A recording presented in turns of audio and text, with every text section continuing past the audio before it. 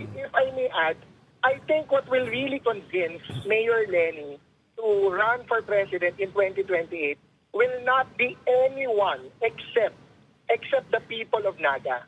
So if we recall, noong 2022, may sinare na anecdote si Mayor Lenny noon si VP Lenny noon, na parang isang councilor from Naga or mga taga-Naga ang nag-convince sa kanya na tumakbo for president.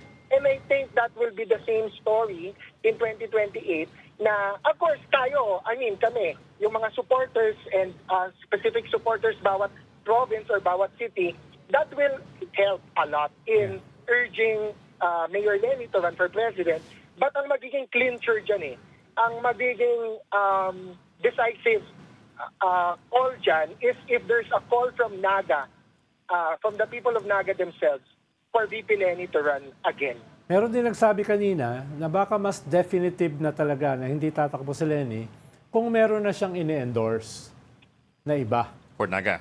Hindi, for president. Or for president. Oo. Isipin, pag may endorse na siya for president, baka talagang papunta na sa hindi talaga siya tatakbo. Pero for now, wala pa siyang ini-endorse. Yeah, I can agree with that. Siyempre, kung may endorse siya na ibang candidate, more or less close na yung window niya talaga. But so far, she has not. And again, the only thing holding her back is Naga City. And if Naga City lets her go, and if the people of Naga are the one who call on her and urge her to run for president, I think she will heed that call.